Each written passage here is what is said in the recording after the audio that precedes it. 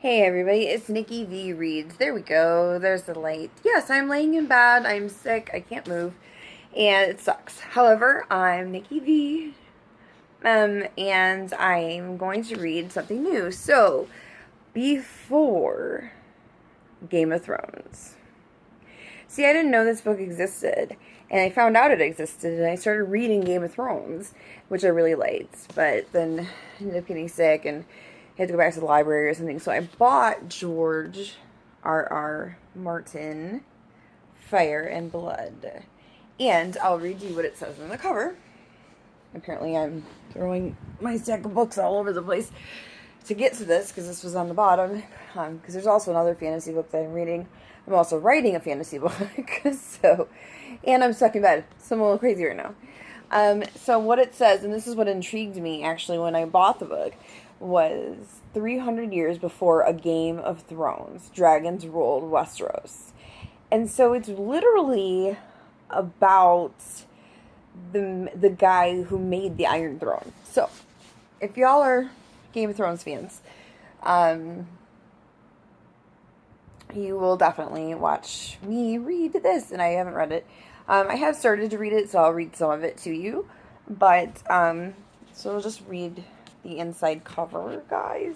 And I have never read it before, so it's kind of interesting. My husband's going to set up my camera for me, so next time the camera will be better, and hopefully I'll be better. But okay, so with all the fire and fury fans have come to expect from an internationally best-selling author of J.R.R. Martin, this is the first volume of the definite two-part history of the Targaryens in Westeros. And I do have to say that I have been watching Game of Thrones, okay, and I haven't watched Game of Thrones before. And so I am just like, oh my goodness, so I'm on season 5, all right, and everyone's seen the end of Game of Thrones, and I'm like, shut up, like, I don't want to hear, like, I'm trying to watch it. So, even my husband, like, pretends not to tell me, so I don't know. Who knows? But it's funny because I'm watching Game of Thrones, and I'm actually starting to read this book. And so I told my husband, I said, it's really funny because I, just, while I'm reading this book and I'm watching the show, like, they're mentioning, like, oh, 200 years ago, they don't trust us because we killed this person 200 years ago. And I'm like, oh, I just read about that in this book. So it's funny. And so I told my husband, I'm like, it's a lot, like when you're watching Game of Thrones and you're reading this particular book, it's a lot like a history book almost. Centuries before the events of Game of Thrones, House Targaryen, the only family of the dragon lords to survive the doom of Valyria. Now, do all these words sound familiar to you? Because if you watch Game of Thrones, they're going to. And then you're like, oh, it's kind of cool. And the prequels are cool because, you get to go back and see like what they are. But sometimes when you read them before, you're like, oh, this is kind of cool too. Because now you kind of know and understand better like what's going on. Like what's, me with Valyria. The only reason I know so much about Valyria right now is because I'm reading this book. So it's interesting to me. It's literally like reading a history book when you're watching the show at the same time. So, took up residence on Dragonstone. Fire and Blood begins their tale with the legendary Aegon the Conqueror, creator of the Iron Throne. So he makes the Iron Throne, basically, and goes on to recount the generations of all of the Targaryens who fought to hold that iconic seat. Now, who's fighting to hold that iconic seat? Right now, some of you already know who's fighting to who has it, and I don't. But I do know Daenerys, my beautiful Daenerys, I love her to death, she's getting there. She's getting to be that queen, and I'm on season 5, guys, so, we're getting there. Who fought to hold that iconic seat? So they're all fighting to hold. Now, all 7 kingdoms want, and right now, I don't know. I don't want to spoil it for any of y'all that actually want to or haven't watched it yet and want to, or I don't want to spoil the show for anyone. So, but if I do spoilers, I will put a spoiler alert on it. So, what really happened during the Dance of the Dragons? Why is it so deadly to visit Valyria after the doom?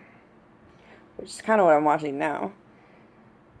What were Maegor's, the cruel's worst crime?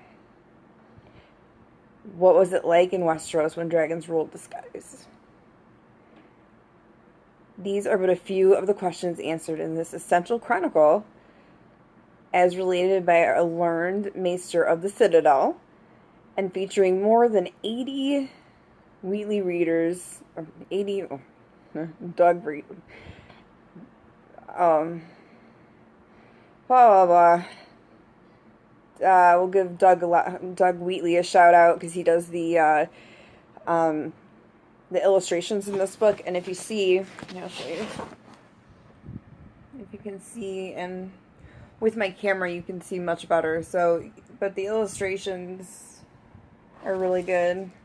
In here, there's a few. Let's see if I can find another one. I'm an author, and so I'm rewriting this book. Or I'm re-editing The Veil, and then I'm going to relaunch The Veil, and then Unexpected Fate is going to come out, and then Temptation is going to come out, and those are my first 3 books of my Angel series. So I never really understood, like, I was like, who would have, like, but here, actually. I'm like, why would you have illustrations? But, like, you can see it.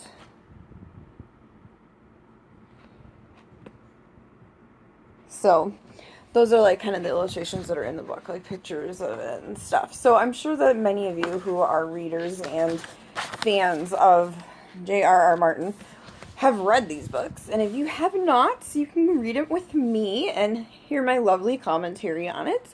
So we have read the inside of the book. I have explained everything to you. I am on season 5, where Arya, A-R-Y-A, Arya, that's her name, is becoming a badass, guys. So, anyway, have a great day or night or whatever it is, and I look forward to seeing you all soon.